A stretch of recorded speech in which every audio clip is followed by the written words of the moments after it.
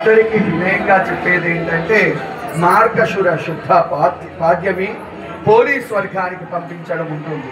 పోలీని స్వర్గానికి ఎప్పుడు పంపిస్తాము అంటే శుక్రవారం ఉదయము మనం పోలీని స్వర్గానికి పంపించడం ఉంటుంది.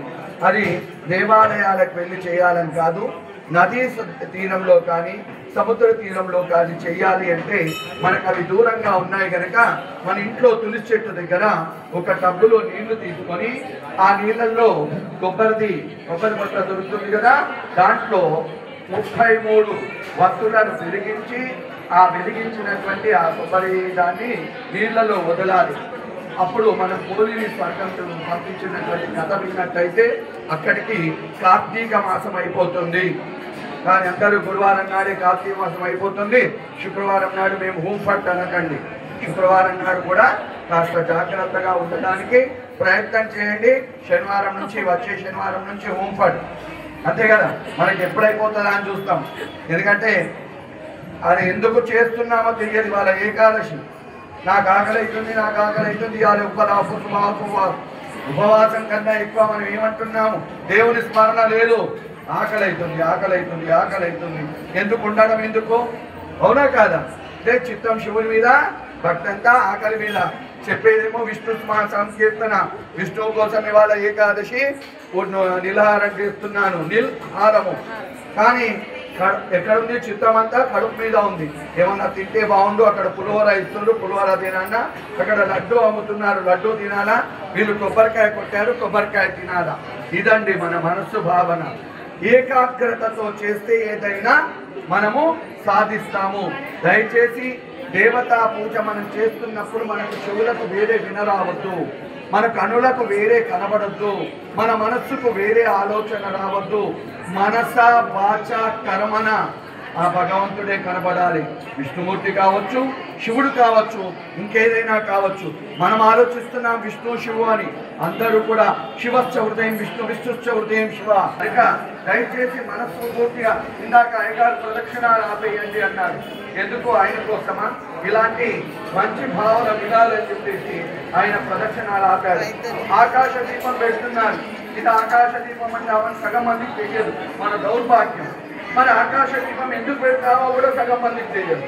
ఆ పెట్టిన వ్యక్తులు రాజసమానికి కట్టి పుణ్యం ఏంటి తెలియదు. కానీ కార్తీక మాసం చేశాం మనమంతా హిందువులం. అంటే తెలియడానికి మనం ఆలోచిస్తున్నామా? లేదు. వాట్సాప్లో వాళ్ళు పంపించాలి. దయచేసి విషయాన్ని గ్రహించండి. దేవాలయాలకు వెళ్ళినప్పుడు ఎలా ఉంటుందో నేర్చుకోవడానికి ప్రయత్నం చేయండి. ఆకాశ దీపం పితృదేవుల కోసం పెడుతున్నాం, మన కోసం కాదు. మార్గ మధ్యంలో పితృదేవతలు వెళ్తుంటారు. వాళ్ళు స్వర్గానికి నరకానికి వెళ్తున్నప్పుడు వాళ్లకు మార్గంలో కనబడాలి. అంటే ఆ చీకటి లేకుండా ఈ ఆకాశ దీపం చేస్తుంది కనుక ఆ పితృదేవతలను మనం ఆశీర్వదిస్తారు. కనుక ఆకాశ దీపాన్ని ఈ కార్తీక మాసంలో పెట్టాలి. అదంతా పెద్ద కథ, మళ్ళీ చెప్తాను. కట్టే కొట్టే తెచ్చగా చెప్పాను. శుభం విజయోస్తు.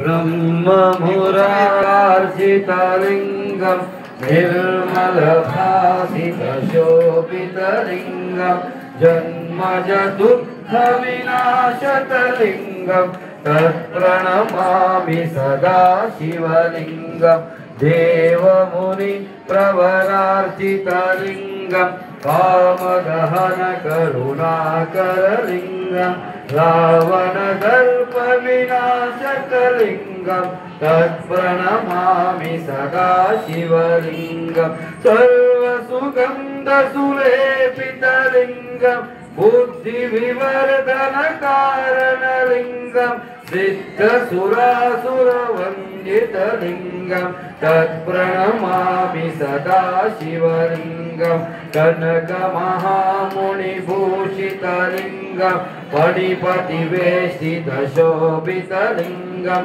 దక్షసుయజ్ఞ వినాశకలింగం తత్ప్రణమామి సదా శివలింగం కుంకుమచందనలేపితలింగం పంకజహార సుశోభితలింగం సంచిత పాప వినాశకలింగం తత్ప్రణమామి సదా శివలింగం देवगणार्चितसेवितलिङ्गं पावनभक्तिचरेवचलिङ्गं दिनकरकोटिप्रभाकरलिङ्गं तत्प्रणमामि सदा शिवलिङ्गम् अष्टदलोपरिवेष्टितलिङ्गं सर्वसमद्भवकारणलिङ्गम् अष्टदरिद्रविनाशकलिङ्गं तत्प्रणमामि सदा शिवलिङ्गं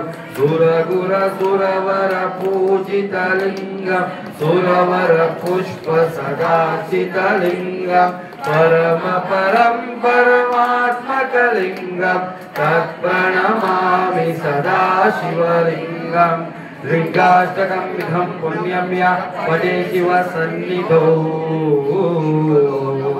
शिवलोकमहामोदे शिवेन सह मोदते।